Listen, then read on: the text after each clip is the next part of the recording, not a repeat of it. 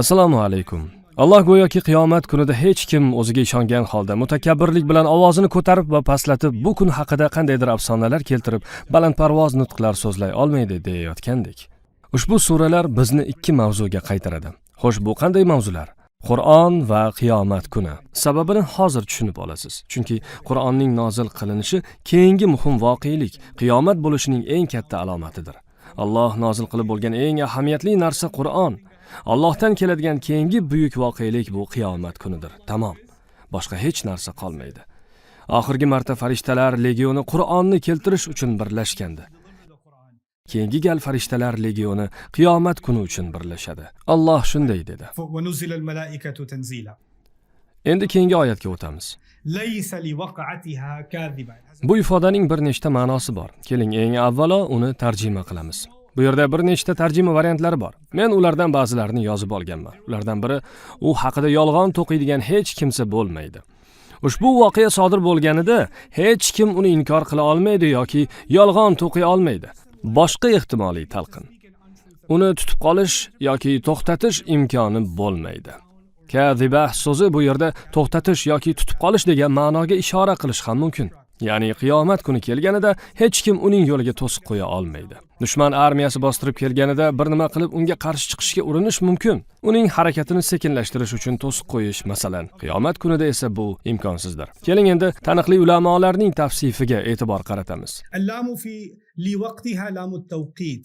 Bu so'zdagi li predlogi vaqtga ishora qiladi. Ya'ni u sodir etiladigan vaqtga ishora qilmoqda. Xuddi mana bu oyatlardagidek.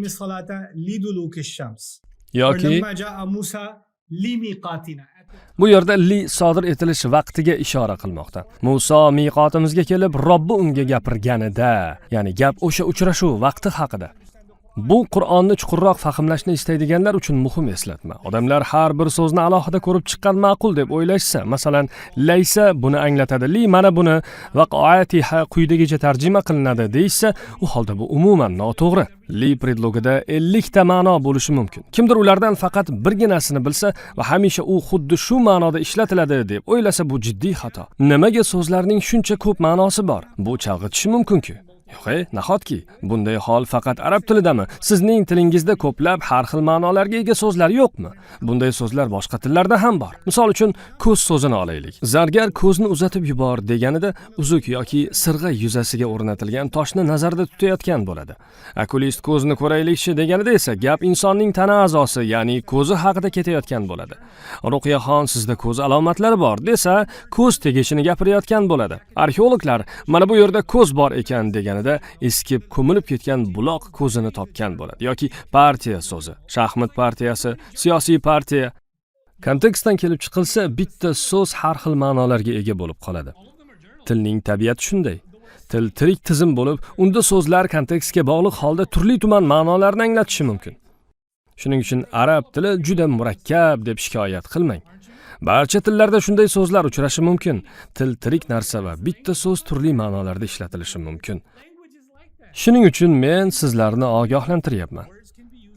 Ba'zi odamlar yechim uchun sodda yo'llar qidiradi. Biz 10 kun ichida ozgin davrda yashayapmiz. Endi esa arab tilini 20 kunda o'rgan ham qo'shildi.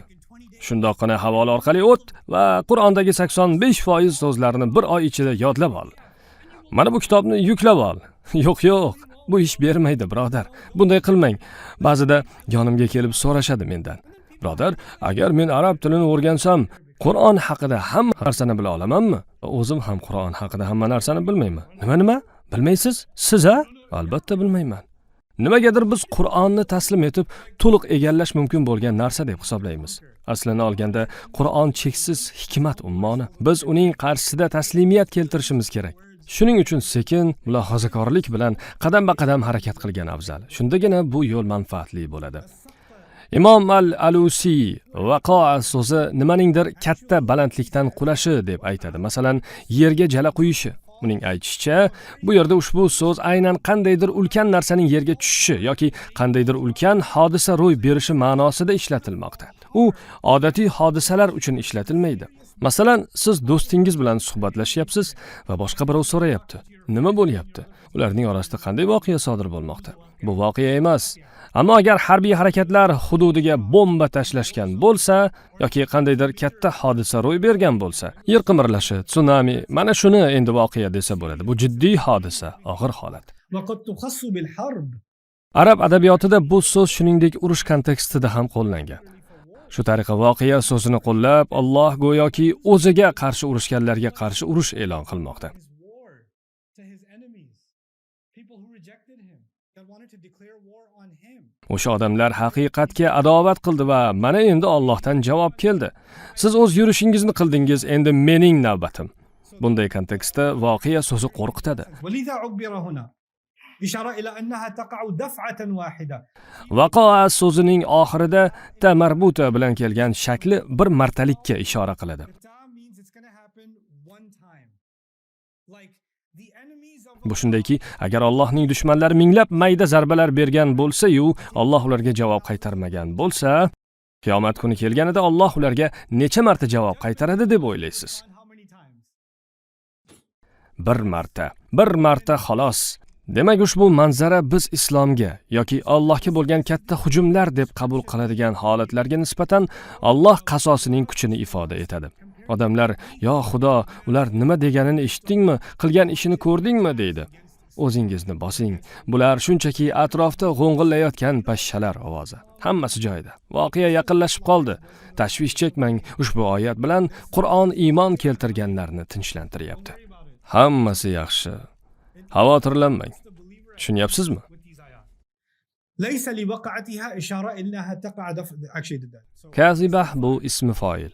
Bu shunga ishora qiladiki, o'sha kun kelganida hech kimda shubha qolmaydi. Hech kim o'z yolg'oni uchun turib bera olmaydi. Hech kim men hali ham ishonmayman. Men bu voqea aslida sodir bo'lmayapti deb o'ylayman. Bu xuddi virtual reallikka o'xshaydi. Bu yerda hamma narsa real ko'rinadi. Hatto zarbalarni ham his qilasan deya olmaydi. Qiyomat kuni bunday bo'lmaydi. Va Alloh savol beradi. أليس هذا بحق بالحق؟ Bu haqiqatmi yoki yo'q? Axir hamisha bu imkonsiz deb yuradigan odamlar bor edi-ku. Ular qiyomat sodir bo'lishiga ishonmagandi. Bu meni juda ham muhim bir xulosaga yetaklayapti va men uni sizning ongingizga quyib qo'ymoqchiman.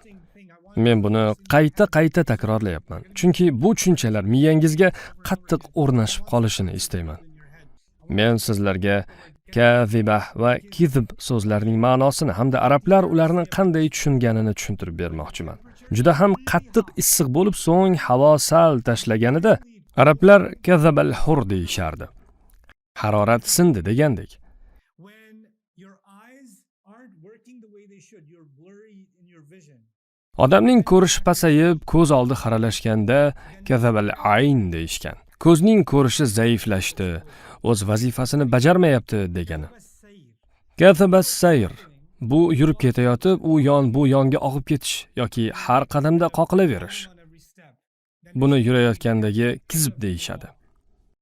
When the animal, some animals move quickly.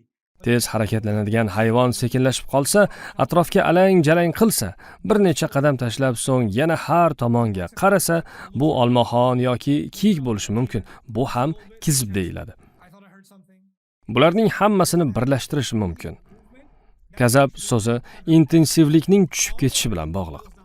Bir narsa harakatlanayotganda keyin sekinlashib qoldi. Harorat tushdi, ko'rish pasaydi. Odamlar yo'lini davom ettira olmay qoldi.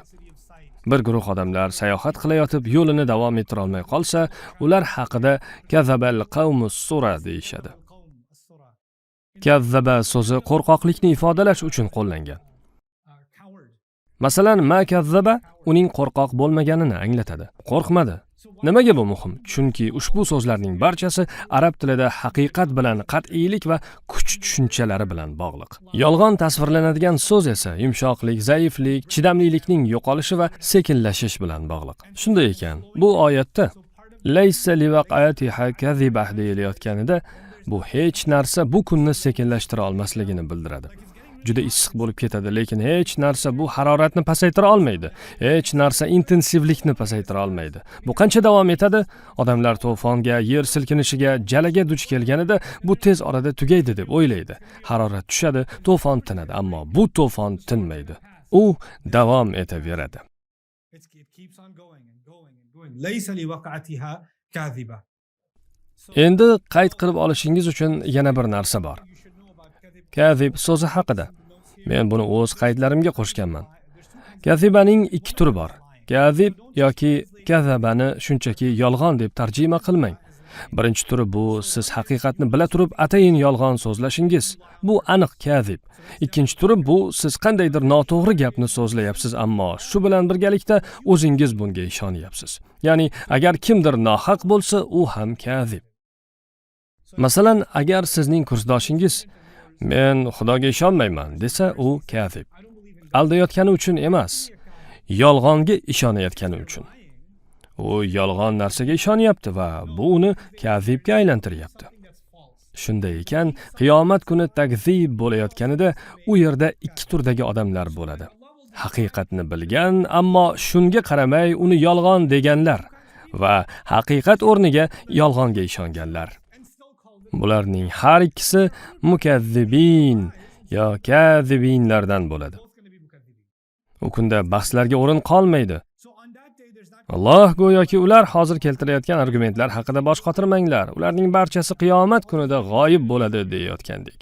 Kimdir hozir qanaqasiga sen qayta tirilishga ishona olasan deyotgandir. Qayta tirilib bo'lganingdan keyin qanday qilib bunga ishonmaslik mumkin? O'sha kuni u holat shunday ekanda deydi. Vaqoah so'zidagi ha harfi voqeaning ahamiyatini kuchaytirish uchun ishlatiladi. Shuningdek, bir o'zakli so'zlar takrorlanishiga e'tibor bering. Waqa'at, waqi'a, waqa'atiha. Ushbu o'zakka ega bo'lgan so'zlar qayta-qayta takrorlanayotganini eshityapsizmi? Arab tilida bitta so'zni bir necha marta takrorlash shart ham emasdi. Bu so'zlarni almashtirish mumkin edi. Masalan, voqea deyish o'rniga karisa, hadisa yoki dahiya deyish ham mumkin.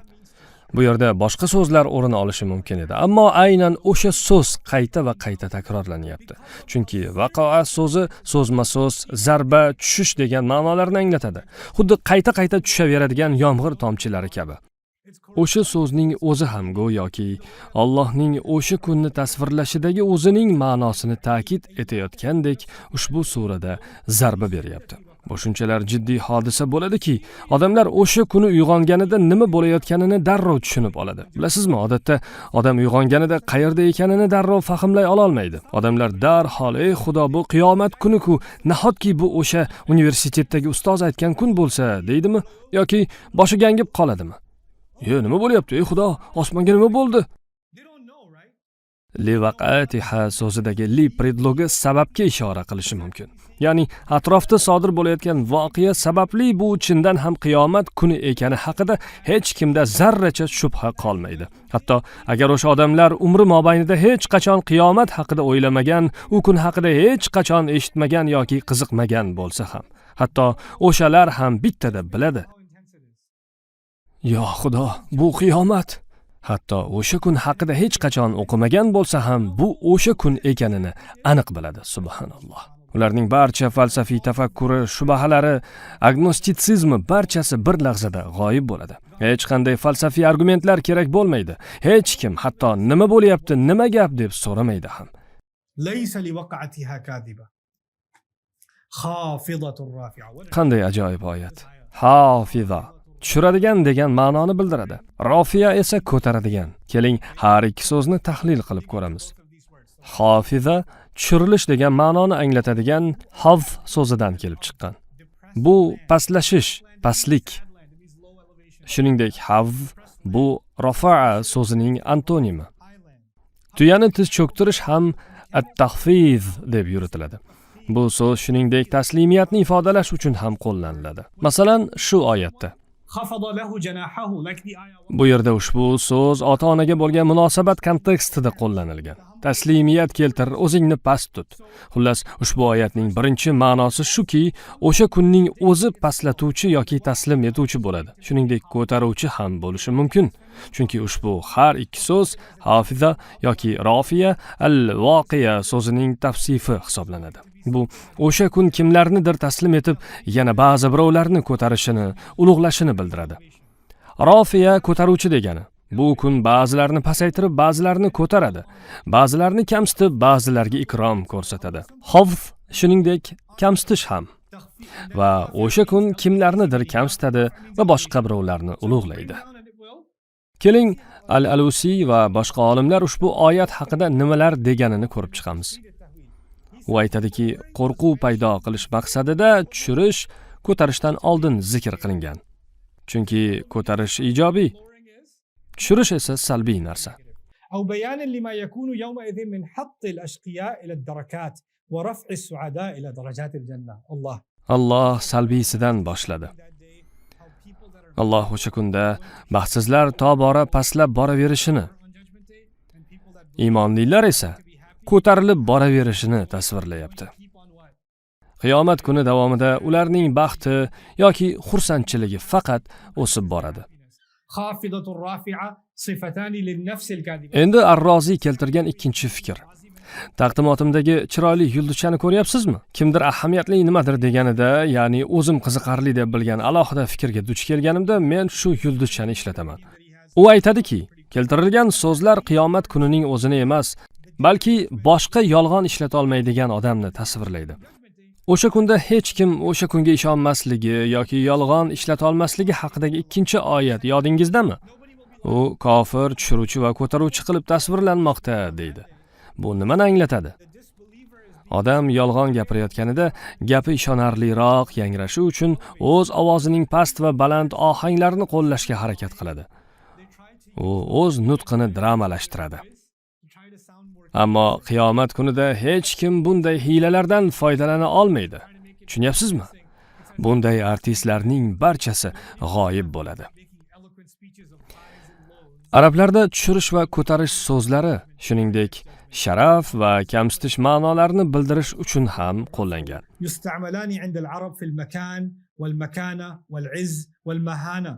Past maqom bu kamsitish, yuqori maqom bu ko'tarilish va ikrom. Shunday ekan, o'sha kun o'z-o'zidan kim uchundir maqomi tushiriladigan, yana boshqa biri uchun esa maqomi ko'tariladigan kun bo'lishini bildiradi.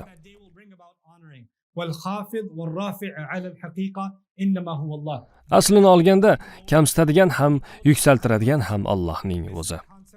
Bu konsepsiya majozi aqliy deb nomlanadi. Bu balog'at ilmidan bo'lgan murakkab tushuncha, ammo men uni sodda tilda tushuntirib beraman. Masalan, agar men masjid tadbir o'tkazdi desam, aslida men masjid emas, o'sha masjidga boradigan yoshlar, qo'mita a'zolari yoki ko'ngillilar haqida gapirayotgan bo'laman.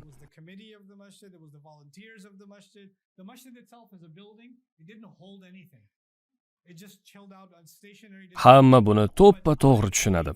Hech kim masjid o'rnidan turib, nimadirlar qilgan va hokazo deb o'ylamaydi. Shunday emasmi? Ushbu jumla mazmunini hammangiz yaxshi tushunasiz. Bu majozi aqliy deb nomlanadi. Boshqa misol. Hukumat yangi shassi qurdi yoki qirol yangi shassi qurdi. Men qirol hech qanday shassi qurmaganiga mutlaq aminman. Buni erta-yu kech mehnat qilgan ishchilar qurgan. Ammo biz hukumat qurdi yoki qirol qurdi deymiz. Nimaga? Chunki u buni tashkil qildi. Mablag' ajratdi va tasdiqladi. Xullas, bu ish qirolsiz bitmas edi. Ammo qirol ortida shassini qurgan butun boshli tizim turgandi. Bu yerda ham xuddi shunday. Qiyomat tushiradi va ko'taradi. Ammo aslida bu ishni kim qiladi? Alloh qiladi. Majozi aqliy nima ekanini endi tushundingizmi? Bizda bu kabi ta'sirli va murakkab atamalar borligi chindan ham ajoyib.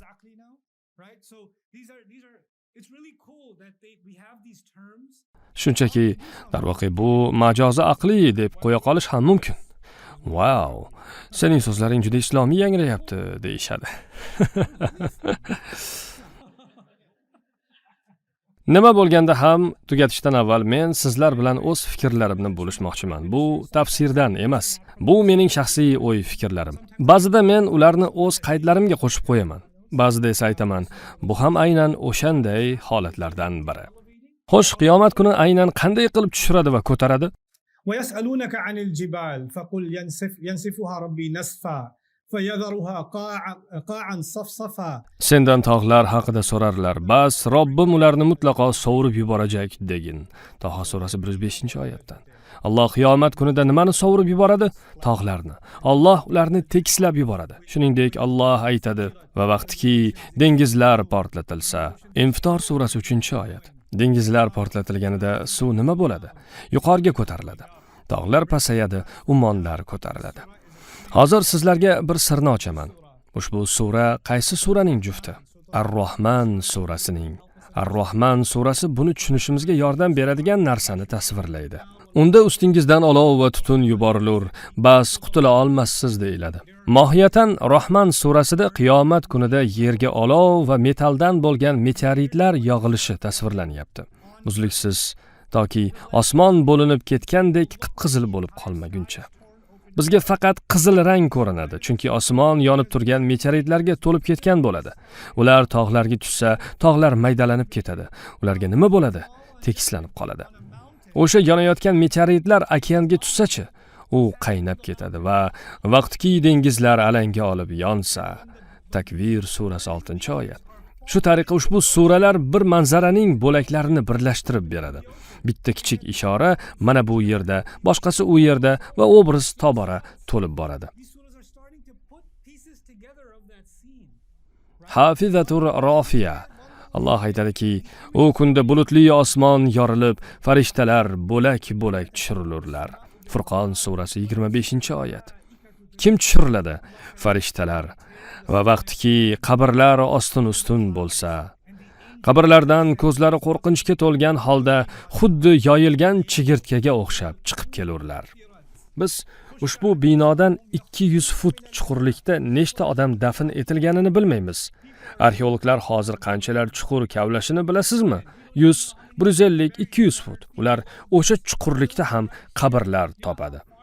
Endi qiyomat kunida nima bo'lishini topingchi. Tog'lar ostida chuqur dafn etilganlar, yer qa'ridagilar barchasi qayta tiriladi. Rofiya ular ko'tariladi. Mutakabbirlar kamsitiladi. U kunda bir chehralar borki, ularni g'ubor bosgan, chang pastda bo'ladi. Ustini zulmat qoplagan. Boshqa tomondan, endi bu kunda iymon keltirganlar kofirlar ustidan kularlar. Pardali, baland so'rilar ustida nazar solib turarlar.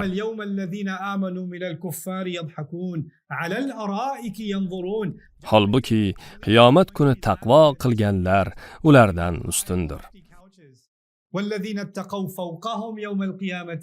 Kofirlar kamsitiladi, iymon keltirganlar, taqvodorlar esa yuksaltiriladi. Alloh aytadi. U aytadiki, hatto hozir tug'adigan tuya ham, bunday tuya arablarda eng qadrlisi hisoblangan. U tashlab ketiladi. Ayniqsa agar u bo'g'oz bo'lsa, bu uning qadrini 2 barobarga oshiradi. Tasavvur qiling, sizda Ferrari tug'adigan Ferrari bor. Ammo o'sha kunda odamlar Ferrarisini shundoqqina o't oldirilgan holatda tashlab ketadi. O'zining Rolex kolleksiyasini garajida qoldirib qochadi. Chanel sumkasi kimningdir yuk mashinasi ostida yotgan bo'ladi. Hech kimning bu narsalar bilan ishi bo'lmaydi. Bu narsalar endi hech qanday qiymatga ham ega bo'lmay qoladi. Olmoslar sotiladigan do'konlar oynalari singan, brilliantlar yerlarda sochilib yotgan bo'lsa ham ularni hech kim olmaydi. Odamlar yonidan yugurgilab o'tib ketadi. Ammo qiyomat kunidan avvalchi odamlar o'sha do'konlarga qaraganida, "Voy, bularning narxi qancha ekan-a?" deb qiziqardi. Biz qiymatli sanagan hamma narsa pastga tushiriladi. Biz qadrlagan narsalar tushiriladi, o'z qiymatini yo'qotadi. Odamlar qadrlamagan narsalar esa ko'tariladi. yaxshi ishlar, tabassum, shirin so'z, sukut, sabr, namoz, duo, sadaqa hech kim qadrlamagan, avval hech qanday ahamiyatga ega emasdek ko'ringan narsalar Allohning yo'lidagi harakatlarimiz va omadsizliklarimiz. Axir harakatni hech kim qadrlamaydi-ku. Hammaga natija muhim. Ammo aynan harakatlarimiz qiymat topadi. Inna kitabal abrari lafi illiyin. Yo'q, albatta abrorlarning kitobi illiyundadir. Yomon ishlar esa asfala safiliyinga qaytarilur.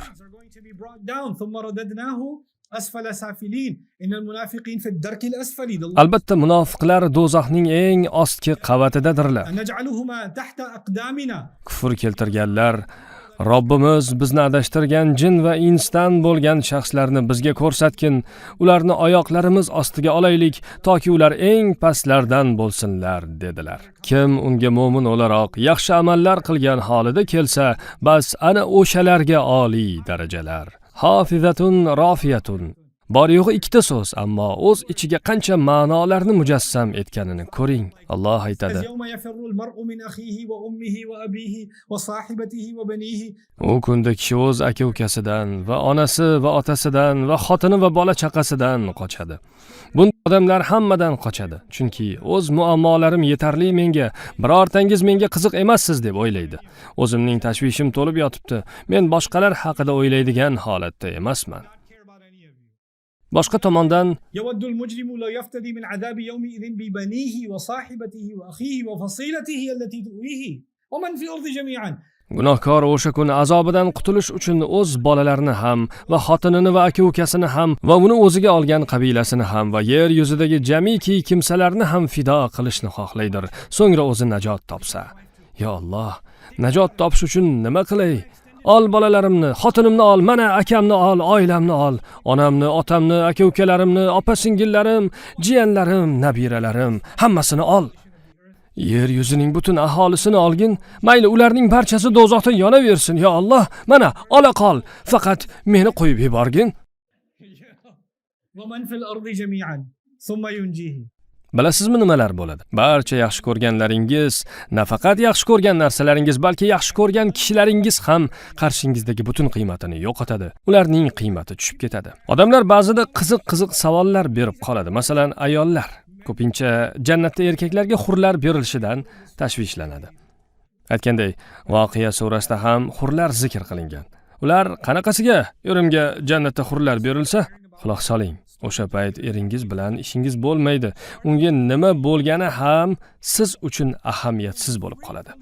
Jannatga kirish u yoqda tursin, qiyomat kunidayoq qizig'i qolmaydi sizga. Siz bu tashvishlardan xalos bo'lasiz. Alloh hammaning hislarini biladi. Bu yerda gap biz shundoq ham qadrlaydigan narsalar haqida. Ba'zida biz juda oshirib yuboramiz. Tez va kuchli dramalar qilib turamiz. Men buni ko'plab Bollywood va Pokiston dramalaridan bildim. Men sensiz yashay olmayman. Hatto nafas ham ola olmayman. Keyin u yigit ketadi. Sen esa nafas olishda davom etaverasan. O'pkalaring hali ham kengayib, toraymoqda. Kislorod hali ham kelib turibdi, to'g'rimi? Shuningdek, Qur'onda negativ hislar, biz boshdan o'tkazgan negativ emotsiyalar ham tilga olinadi. Misol uchun, kim bilandir tobora kuchayib borayotgan dushmanligingiz bor. Orangizda nizo bo'lib, hech unga yechim topa olmayapsiz. Har gal yechim topaman deganingizda vaziyat yanada og'irlashib boradi. Alloh aytadi: Ularning dillardagi g'illi-g'ashlikni chiqarib tashladik. Bu hislar pastga tushirilib, yaxshi hislar ko'paytiriladi. Hafizatun rofiya. Bu ushbu suraning birinchi 3 oyatiga kichkinagina kirish qismi edi.